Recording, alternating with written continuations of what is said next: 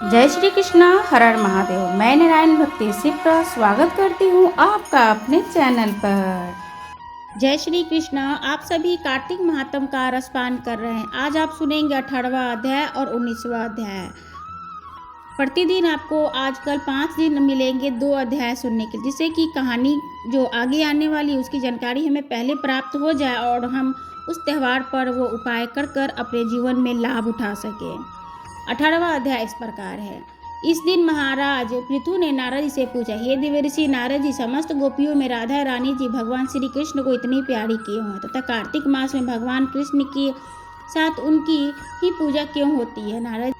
नारद जी ने कहा, राजन, पहले मनंतर में पंचाल देश में एक प्राचीन वीन नाम एक राजा था। उसने विष्णु भगवान का एक अनंत ही सुंदर और विशाल मंदिर बनवाया था। उसमें नित्य प्रतिदिन विधि विधान से भगवान विष्णु का पूजन भी हुआ करता था। उसी नगर में एक अति सुंदर स्त्री प्रेम में विलीन होकर भगवान के सामने मोह नृत्य किया करती थी और उसकी हर समय एक बात यही लालसा रहती थी कि वह किसी तरह भी भगवान के गले में बाहें डालकर नृत्य करे।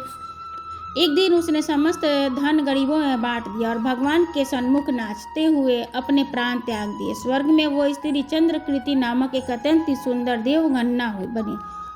एक दिन वह दर्पण में अपना अद्भुत रूप लावण्य को देखकर मन ही मन कहने लगी कि भगवान के अतिरिक्त अन्य कोई मेरा पति नहीं हो सकता। ऐसा विचार कर वह भगवान की छवि में मग्न होकर धारण कर नृत्य करने लगी। कुछ समय के बाद दैत्यों के आतंक से दुखी होकर समस्त देवता ब्रह्मा जी के शरण में गए और तब ब्रह्मा जी ने भगवान विष्णु के कृष्ण अवतार लेने का संपूर्ण वृत्तांत देवताओं को सुनाया और साथ ही उनको आज्ञा दी कि देवता ग्वाल बाल एवं देवगणना गोपियों के रूप में जन्म लेकर भगवान की सेवा करें।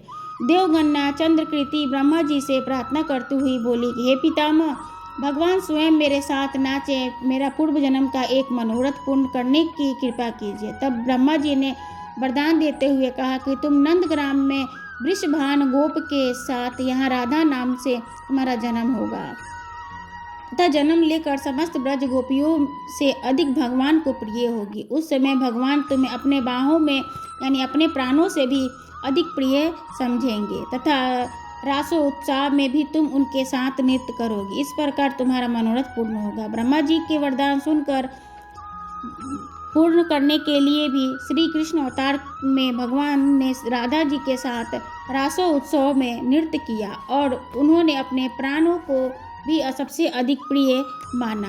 ऐसे बोलो श्री राधा रानी की जय। इति श्री 18वां अध्याय समाप्त हुआ। अब 19वां अध्याय का रसपान कीजिए। महाराज पृथु ने नारद से पूछा कि हे देवर्षि, यम पंचक काल में दीपदान का क्या महत्व है और क्या विधान है? कृपा करके मुझे बतलाइए।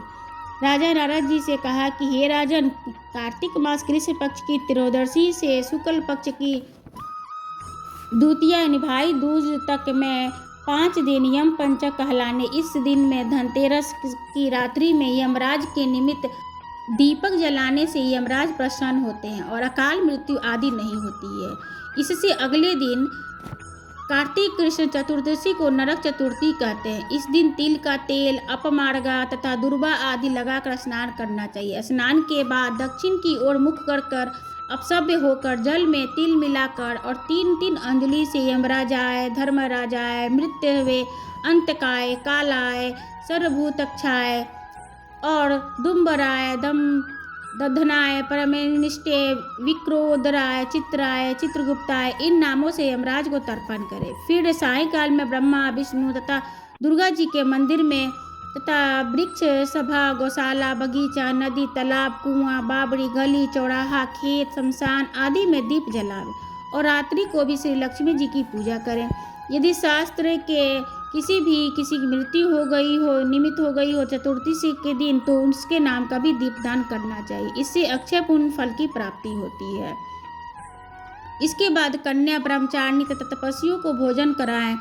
इससे यमलोक न जाकर शिवलोक की प्राप्ति होती है। कार्तिक की अमावस्या अर्थात दीपावली के दिन भी स्नान आदि से निवृत्त होकर पितरों का पूजन श्रद्धा करके ब्राह्मणों को भोजन कराएं। फिर सायंकाल पर तुलसी की समीप देव स्थान, शमशान, नदी, पर्वत, चौरास्ता, गौशाला में दीप जलाए। तत्पश्चात लक्ष्मी जी की स्तुति कर कर उनको जगाने से जिस प्रकार पतिव्रता स्त्री अपने पति से पहले जागती है, उसी प्रकार लक्ष्मी जी भी भगवान के 12 दिन पहले जागती है। अमावस्या को दिन में बालक तथा वृद्ध रोगी को छोड़कर अन्य कोई भोजन न करे। सायंकाल में लक्ष्मी जी का पूजन करने के बाद ही भोजन करें। घर को फूल माला आदि से सजाकर सारे घर में दीपदान करें। घर के सभी स्त्री पुरुष नवीन वस्त्र धारण करें और समस्त रात्रि लक्ष्मी जी के समक्ष नित्य गीतावादी करके हर्षोल्लास से व्यतीत करें। घर में समस्त रात्रि दीपक जलाना चाहिए। उस रात्रि लक्ष्मी जी के सब घरों में वास करती हैं, घूमती हैं और जो घर सबसे अधिक सुंदर दिखाई देता है उसे घर में रुक जाती हैं, उसमें दीर्घ काल तक निवास करती हैं। एक पहर रात्रि में शेष रहने पर दरिद्र रूप का कूड़ा करकट सूप छाछ या पुराने पंखे में रख कर बाहर फेंक देना चाहिए तथा वह घर धन धान्य से परिपूर्ण रहता है। दीपावली के अगले दिन गोबर का गोवर्धन बंधुओं से सहित गोवर्धन पूजन करने के ब्राह्मणों को भोजन करावे, स्वयं भोजन करें तथा स्वयं भी नवीन अन्न का भोजन कर भगवान श्री कृष्ण ने इंद्र का मार्गदर्शन करके गोवर्धन पर्वत की पूजा इसी दिन की थी। सायंकाल में भगवान गौ तथा वृषभ बैल की पूजा करने गए थे तथा अपने ही परिवार के भरण पोषण का रक्षा करने के लिए उनसे प्रार्थना करें। इसी दिन सायंकाल के समय बलि तथा उनकी पत्नी विंध्यावसुबली की मूर्ति बनाकर पूजा तथा दान आदि क्रियाएं करने से भी परिवार में सुख शांति समृद्धि होती है। इस तरीके से 19वां अध्याय संपूर्ण हुआ। कल आप सुनेंगे 20वां अध्याय। जय श्री कृष्ण। राधे राधे।